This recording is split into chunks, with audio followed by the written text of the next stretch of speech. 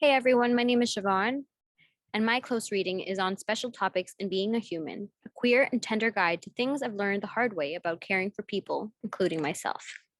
The comic was written by S. Bear Bergman and illustrated by Sal Freeman Lawson. Both of the creators are members of the LGBTQ community, and as such, their advice is filtered through a queer lens and offers an illustrated guide on how to navigate through modern day scenarios in a kind and caring way, with an emphasis on how to be kind to yourself.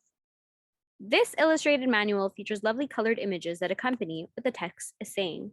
Here are some examples of them. The panels I will be discussing are from chapter 14, How to Be Bad at Things But Do Them Anyways. This section discusses the importance of pushing yourself when completing tasks that are not your particular forte. It stands out because of the way both the writer and the illustrator swap roles. The writer of the book, S. Bear Bergman, becomes the illustrator, while the illustrator, Sal Freeman Lawson, becomes the writer. This is an important moment because of the way the images extend from the text into the message being communicated by the creators. Freeman Lawson and Bergman emphasize the importance of their message by exemplifying it to their audience. Writer and illustrator are shown standing for the values they are discussing. This is big because most self-help books typically comprise of the writer telling you what to do, but this one actually shows you an example of the creators following through with their advice. This leading by example creates a deeper appreciation for the extra mile the creators went through to make their point, but it also reinforces the message in an effective way that is well received by an audience. It also gives the creators credibility and allows you to appreciate their honesty. It's hard admitting you're bad at something. No one ever wants to, let alone to the whole wide world. This is the first panel I will be analyzing, the drawing Bear does of himself. The images are black and white and simple. You can appreciate the apprehension and humility in Bear's line work and handwriting, the wonky shapes, the messy handwriting. The overlapping objects and double outlines or ghost etches serve as a visual demonstration of the apprehension he must have been feeling when he made the images. But he still did it. Thus, his actions stand behind his message. You may not be the best at everything, but it is still important to push yourself and get the thing done.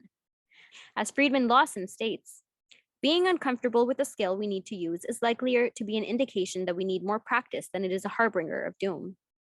This is the second image that I am discussing. The little notes of honesty also help a lot.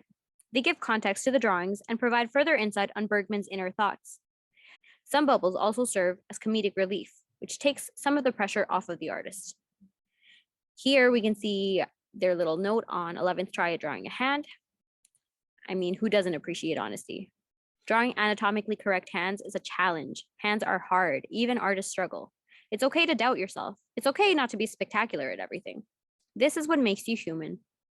This is an honorary mention. This isn't one of the pieces I'm discussing. I just think it's great to note how he made a little note that he'd given up drawing hands.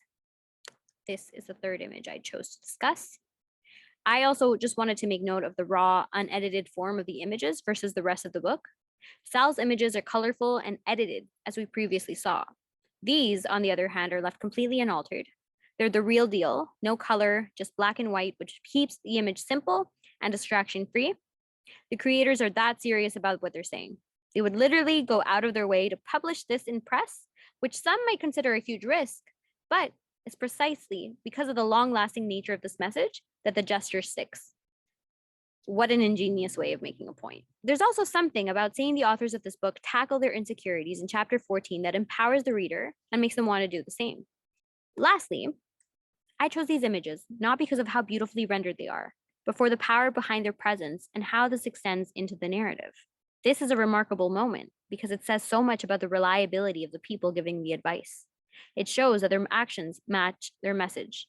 And most importantly, it means that we can trust the creators. This is especially notable since this is an advice guide. The success of this book depends on our trust in its creators. It is necessary, if not pivotal, for the audience to witness creators exemplify their own advice. And here are my questions. What do you think of Freeman Lawson's narrative voice versus Bergman's? Would you have noticed a difference if it hadn't already been shared with the reader? What does this say about this team of creators? And last but not least is my works cited. Thank you so much for listening to this presentation. Please let me know if you have any comments or want to share anything at all.